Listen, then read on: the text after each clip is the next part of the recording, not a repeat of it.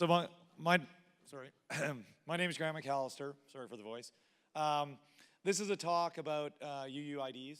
A number of years back, I had a developer come to me and say, I hate UUIDs. My performance is horrible. They're evil.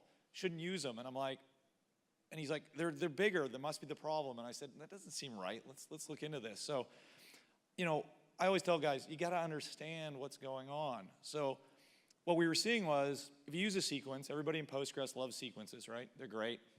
You don't have to think about them. And you get really good performance if you're just doing inserts. Works great. And this is a really long run, so this is like a 15-hour run. This is what happened when they used UUIDs. So you can see why they thought they were evil, right? Because after a while, the performance was horrible. Now, you notice that if you only ran your test for the first couple minutes, you'd be like, they're fine, and that's what happened, right? So people would run their test, and they'd build a new application, they'd be like, ship it. And then the poor person running the thing, after a day, is like, my performance is horrible. What are you doing to my database? So this is, your basic B tree, and it's not necessarily, really nice diagram or anything, but when you do an insert, right, of like 201, you're going over, and this is what we call right leaning, right? So it's inserting and touching blocks. So if these aren't in memory, you have to load those 4 blocks in. Now, if you do insert on a sequence, it's going to be that next value, 202, right?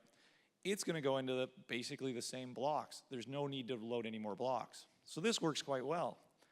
Now, if you're doing a UUID, it's random, right? It's going to go everywhere. So you do 124, and it's going to, do 4 blocks again. You do 99, it's going to load an additional 3 blocks. And 161, again, it has to load a couple more blocks. So as your working set got bigger over time, basically your performance gets worse, right? Now, the nice thing about randomness is you don't have hotspots in your database, so this is really nice. So you see that you have, a problem and a solution to different things. So this is why we end up with this chart, right? So it's good to have an understanding of what's going on, because now you can think about fixing it. So what we wanted to do was imagine a constrained B tree where it wasn't quite right-leaning and it didn't use a sequence, because there are issues with sequences. So we really wanted to say, let's keep all our inserts happening on this part of the tree that we've outlined. So how do we do that? Well, we basically want to constrain the numbers that we're using, right? So we want to use like a 172 there, only 4 blocks, right? So now we're going to do a 199, and we're going to do another block. But then everything else will just fit in there, and we won't do any more blocks, right, for 161, for 168, and so on. So how do we do this? Well, we prefix UUIDs with dates. It's a really simple solution when you think about it, because time moves forward, and it's right-leaning, right? And you can literally constrain how wide of the B tree you're hitting by adding more precision or less precision to your date.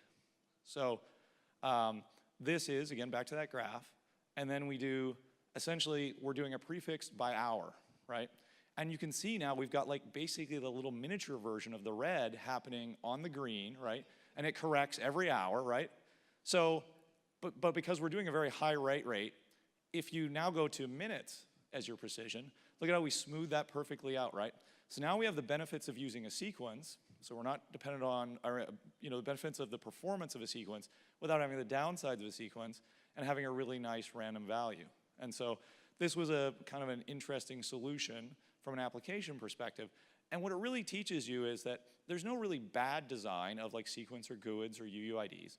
It's about understanding how they work with your system and then possibly modifying your system or your database. So as I said, they're not bad.